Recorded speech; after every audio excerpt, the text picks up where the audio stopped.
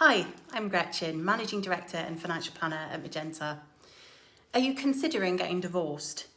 If you are thinking about whether to get a divorce, right now you're probably still stuck in a cycle of should I, shouldn't I, or oscillating between the thoughts of I want a divorce and I can't live without them.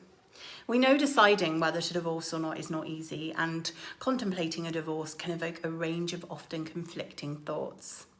In this video, I'm going to cover off 5 things you need to think about if you decide divorce is the best option for you, to hopefully help you with those first thoughts of what do I do now. Number 1, remember it's you getting the divorce, not your family, friends and children. Although this might seem an obvious factor, the key thing to remember here is that it's you getting a divorce. You need to consider what's best for you longer term.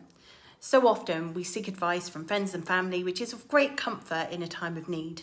But remember that everyone has their own biases and ideas of what's right and wrong and fair.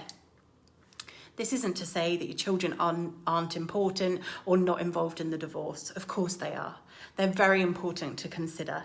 But often we see people blindsided by trying to ensure that things remain the same for their children, when actually, even if you manage to keep some consistency, the reality is that things will probably never be the same again for them.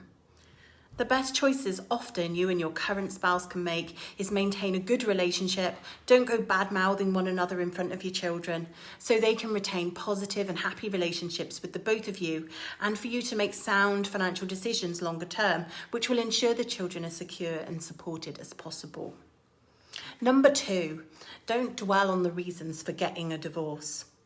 Family courts place little value on the reasons why a marriage is broken down and who's responsible in most cases. Their priority is simply to validate that the marriage is broken down to a point where it can't be saved and that it can be ended. Reflecting on the reasons for why you're getting divorced can hurt you more financially, because you can end up being drawn into long legal battles over who did what, to whom and when, and really all you're doing is delaying finalising your divorce. Remember, your solicitor and other hired professionals, whilst sympathetic and wanting to support you, it's not their job to be a counsellor, and they're recording their time spent discussing factors that might not even help you in court, and they'll charge you. Bear in mind that the quicker you and your ex-partner come to a compromise over the reasons for divorce, sooner you can be free of your marriage and move forward with your lives. And number 3, try and separate emotion from expectation during the divorce. A divorce will entail numerous life-changing choices. Heightened anxiety and emotion means it can be easy to let this cloud judgments on decisions, and some you could look back on with regret. So often we deal with cases where clients feel they deserve more, and in some cases that might well be the case. However, it's vital to have a plan and to have set some goals that are reasonable that you'd like to get from your divorce to ensure your security as far as possible. If you want to get your divorce case resolved quickly, you need to develop a fair expectation of the outcome.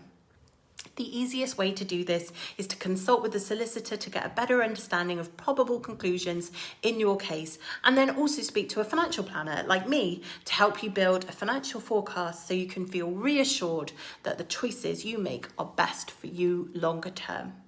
Number 4, consider everything for the divorce process and keep records. In times when assets are being divided, it's easy to understand the house, contents, cars, etc. But the non-tangibles like mortgages and debts, future pension provision and savings and investments in your spouse's name are sometimes harder to understand. Creating an inventory and documenting is a massive help. So take photos of things you know are of value, keep it on your smartphone which dates it. Get copies of paperwork and bank balances. Create a list of all those items with the essential documents in a safe space. Some of this you might need to do before you flip the I want a divorce switch. Number 5, look forward to the future. A crucial thing to keep in mind is to be forward thinking in a time like this. As hard as it is, dwelling on all the horrible things your partner did during your marriage will sadly stop you from moving forward in the divorce process. And as this time goes on, the more it can hurt you. Financially, you will have to pay for legal fees for longer and be caught up in more minor factors that cause you to miss out on, say, a fair deal regarding child custody. Instead, put the past behind you and look forward to your future goals and priorities. If you approach the divorce with a willingness to work with your spouse and prioritise the essential factors, such as when you get to see your children or living arrangements, it will become overall a happier, quicker and cheaper experience for all of you.